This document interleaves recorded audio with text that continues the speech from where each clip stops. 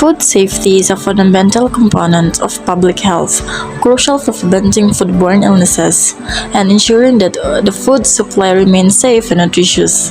In the Philippines, this issue takes on added significance due to the nation's rich culinary heritage and its dependence on a diverse array of both locally produced and imported food products.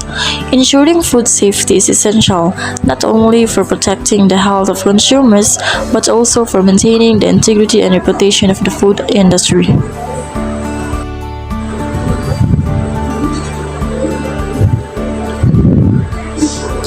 The importance of food safety in the Philippines is underscored by the country's vibrant food culture and its economic reliance on agriculture and fisheries.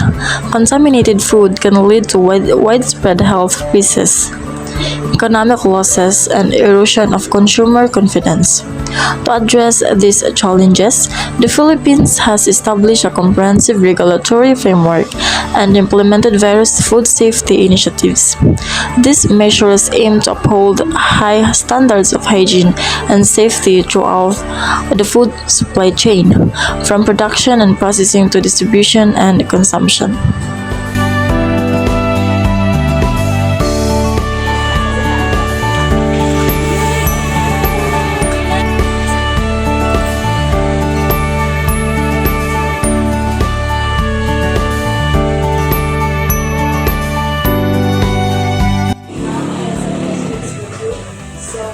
First, can you explain the difference between cleaning and sanitizing ng food service? Piling daan niya, pagka buntag po, bulong Japon. Saan ako nagbutang sa kuwan? Product. Then sa pag-sanitize ko, mo ano po? Mahinaw, di ba? O, syempre, maginaw dyan daan. Yan ako po yung tumon. Yan natin ba?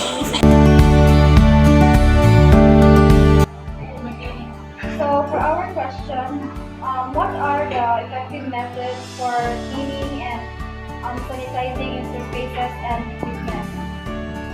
So, magluto, mag-gloves dyan, ganyan. Kaya, bawal man sa kuwan, albas ang ganyan. Magkuhan na silang for video. Okay, ang inyong kanangkuan lang dito kayo dapat noon di ba pud ang alvas so dapat proper gid ang kuan sa para sa safety sa customer kay pagkaon man ninyang gi Wala akong uniform, ako po yung uniform kung sa'yo, one lang uniform.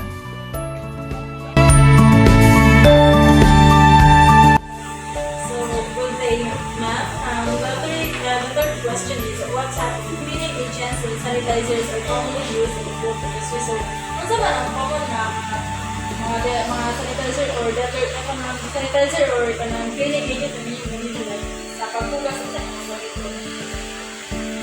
Joy, liquid, dishwashing, Then sa sa floor, ito na ang kuan, half house, LC.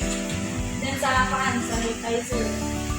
Alcohol. Alcohol lang. Okay.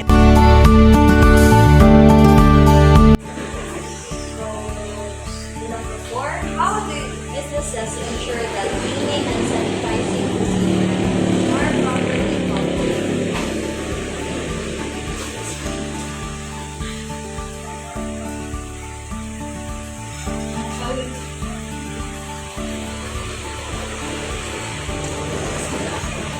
Kaya ang alpas good, namamos day kuan, gisunod yun yung mga rules. So, kung sa ilang rules, dapat sundon kay dito kita pa rin dito. Ay, mababaw sila. Na.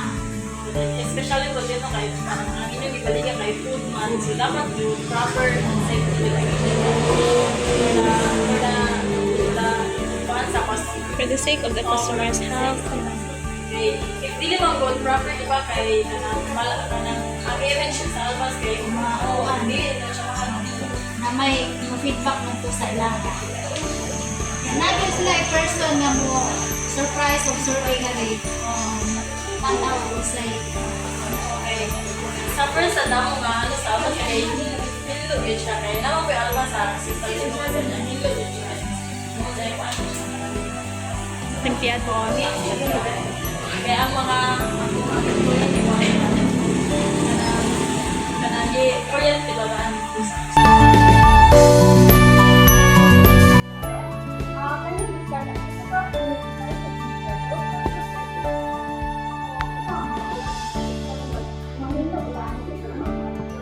Kung mag-close kami, mag-close o mag-celebrate, ikli na mga daan.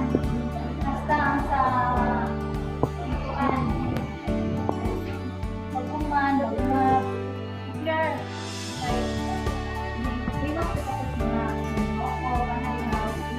ako, time code. Pagkabungkap, ini open, listen di ako. Utrohon di ako yung blog.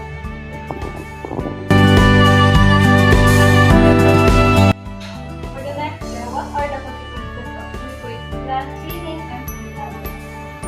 Mga amo kay kung say role ang mga magdumanon Can you share any innovation or best practices in cleaning and sanitizing within the industry?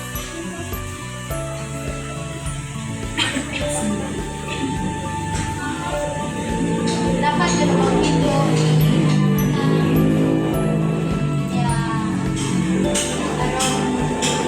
kita maliban sa mga